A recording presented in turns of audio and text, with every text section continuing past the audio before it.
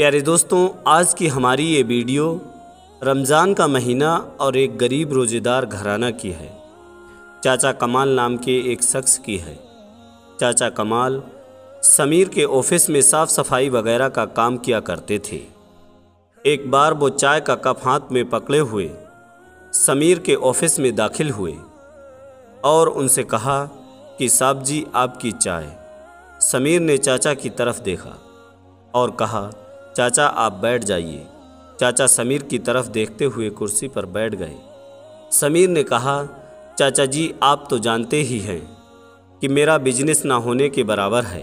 मैं अभी ज़्यादा लोगों को सैलरी नहीं दे सकता, बस कुछ ज़रूरत के लोगों को ही काम पर रखूँगा, बाकी सबको निकाल दूँगा। आप खुद ही मैनेजर से मिल लेना और अपना हिसाब कर लेना। अब मुझे आपकी ज़रूरत नहीं है। ये सुनकर चाचा कमाल हसरत भरी निगाहों से समीर की तरफ देखने लगे। चाचा परेशान हो गए और किसी गहरे सोच में डूब गए। समीर ने चाचा को आवाज़ दी, लेकिन ऐसा लग रहा था कि जैसे वो सुन नहीं रहे हों। समीर ने ज़ोर से कहा तो चाचा जी किसी दर्द भरे ख्वाब से बाहर आए। पता नहीं वो क्या सोच रहे थे। चाचा कमाल की सफ़ेद दाढ़ी थी और वो बूढ़े हो गए थे। वो कपकपाते हुए चाय का कप उठाया और कपकपाती हुई आवाज़ में बोले, अच्छा, अल्लाह आपकी मुश्किलों को आसान फरमाए। हमारा मालिक अल्लाह है। समीर खुद भी परेशान था क्योंकि उसका खुद का कारोबार तकरीबन बंद हो चुका था। समीर घर आया, बहुत परेशान था। बीबी को आवाज़ दी कि वो मेरे लिए एक कप चाय बना दे। बीबी समीर के पास आई और कहा, आप परेशान लग रहे हैं। समीर ने लंबी सांस ली और कहने लगा, क्या बताऊं, बैंक से लोन लेकर कुछ कॉन्ट्रैक्टर के साथ मिलकर साइन किया था। कल बैंक वाले भी पैसे लेने आ जाएंगे। कोई भी कॉन्ट्रैक्टर पैसे नहीं दे रहा है। बीवी ने कंधे पर हाथ रखा और कहा, आप परेशान ना हो, सब कुछ ठीक हो जाएगा। मैं आपके लिए चाय बनाकर लाती हूँ। उधर चाचा कमाल घर आए तो घर पर किराए वाला खड़ा था। वो कहने लगा, पिछले 4 महीने का किराया बाकी है, वो देना है या घर से बाहर निकालूं? चाचा कमाल हल्का सा मुस्कुराए और कहा, हाँ बशीर साहब, पहले चाय पी लो, आ जाओ, घर के अंदर आ जाओ। बशीर सख्त लहजे में बोला, आप चाय रहने दे, मेरा किराया दे दे। चाचा कमाल धीरे से बोले, कल दे दूँगा, कल शाम आ जाना। इसके बाद चाचा घर के अंदर आ गए। उनके 3 बच्चे थे। बड़ी बेटी तकरीबन 20 साल की थी, छोटा बेटा 18 साल का और सबसे छोटी बेटी तकरीबन 12 साल की थी। उन्होंने बेटी को आवाज़ दी और कहा कि बिटिया, पानी का एक गिलास ला दो। बेटी पानी का गिलास लेकर आई और चाचा किसी सोच में गुम हो गए। बेटा पास आया और कहा, अब्बा, परसों पहला रोज़ा है, रमज़ान का सामान लेने कब जाना है? और हाँ, आपने कहा था कि इस रमज़ान आप फ्रीज़ ले लेंगे, वो कब लाना है? अब्बा मुस्कुराए और कहा, ले आएंगे बेटा, ले आएंगे, अल्लाह देगा। मगरिब की अजान होने लगी। सब वज़ू करने लगे और नमाज अदा की। दूसरे दिन चाचा की बीवी बोली, अजी सुनते हैं, क्या आज आपने काम पर नहीं जाना है? ज़रा टाइम तो देखिए, 9 बज गए हैं। चाचा कमाल बीबी की बूढ़ी आंखों में देखकर बोले, अभी हमारी इम्तिहान बाकी है, अभी शायद हमारा सब्र आजमाइश बाकी है। साहब ने मुझे नौकरी से निकाल दिया है। वो कहते हैं अब ज़रूरत नहीं है। बूढ़ी बीबी का सर चकरा गया। रमज़ान शुरू हो रहा है, कल पहला रोज़ा है। बच्चे रमज़ान का सामान लेने की बात कर रहे थे और अब हमारे लिए एक और इम्तिहान। चाचा कमाल बोले, अल्लाह बारिश है, परेशान ना हो। उधर दूसरी तरफ बाज़ारों में लोगों की भीड़ लगी थी। लोग रमज़ान शरीफ की इफ्तारी का सामान खरीद रहे थे। सेब, केले, तरबूज और रुआवज़ा वगैरह वगैरह रमज़ान के लिए ले जा रहे थे। चाचा कमाल का बेटा अपने दोस्त के साथ बाज़ार गया। उसके दोस्त को भी सामान खरीदना था। चाचा कमाल का बेटा हसरत भरी निगाहों से देख रहा था कि लोग कितना सामान लेकर जा रहे हैं। मैं भी जाकर अब्बा से कहता हूँ हम भी रमज़ान का सामान लेने जाएंगे। उधर चाचा कमाल का ऑफिस से जो भी हिसाब मिला था, जो भी उन्हें पैसे मिले, वो सारे पैसे मकान मालिक को लाकर दे दिए। अब फिर से जेब खाली हो गई। परेशानी का आलम था। चाचा जान सोचते थे कि बच्चे बाजार जाने को कहेंगे, बच्चों का सामना कैसे करते। हिम्मत करके घर चले गए। बेटा देखकर बोला, अब्बा आपने ही ये सामान की लिस्ट बनाकर दी थी, चलो हम भी सामान लेकर आते हैं। चाचा ने आंसू पलकों में छुपा लिए और धीरे से बोला, बेटा मुझे कहीं से पैसे मिलने दो, फिर ले आएंगे। बेटा बोला, अब्बा हमारे हमसाए का बेटा है ना, वो पूरे 5,000 का सामान लेकर आया है। अब्बा जान चुप हो गए। आज पहला रोज़ा था। सहरी में खाने के लिए क्या था? वही रात का बना हुआ खाना। चाय बनाने के लिए दूध तक नहीं था। खाने के लिए वही रात की बची हुई सब्जी। ये सब खाकर सहरी कर ली और इबादत करने लग गए। दिन गुजरा और इफ्तारी का वक्त होने लगा।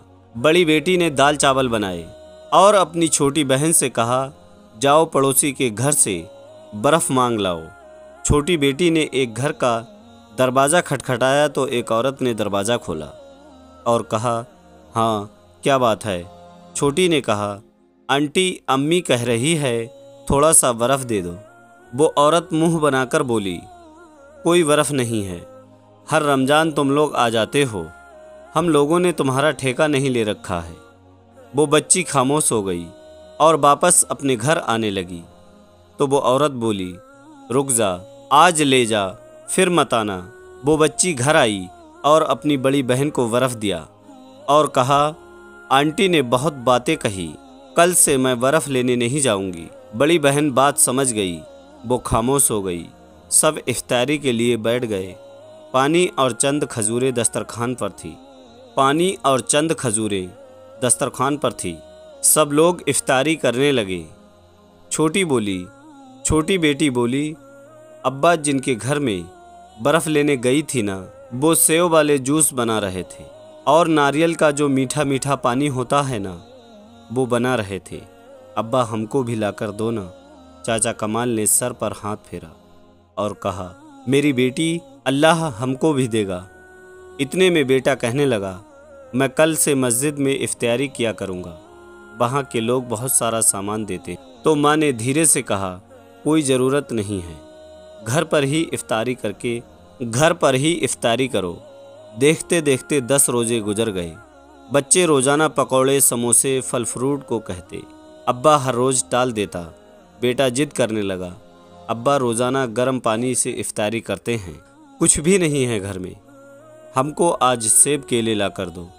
चाचा कमाल मुस्कुराने लगे और कहा, अच्छा मैं बाज़ार जाता हूँ और लेकर आता हूँ। चाचा कमाल बाज़ार गए। उनके पास सिर्फ 30 रुपए थे। उन्होंने एक फल वाले से पूछा, ये सेब कितने के हैं? तो उन्होंने बताया, ये वाले 300 रुपए के और ये वाले 350 के। हर चीज़ का रेट बहुत ज़्यादा था। चाचा खामोश हो गए और फिर बोले, ये लो 30 रुपए, इनके जितने सेब आते हैं वो मुझे दे दो।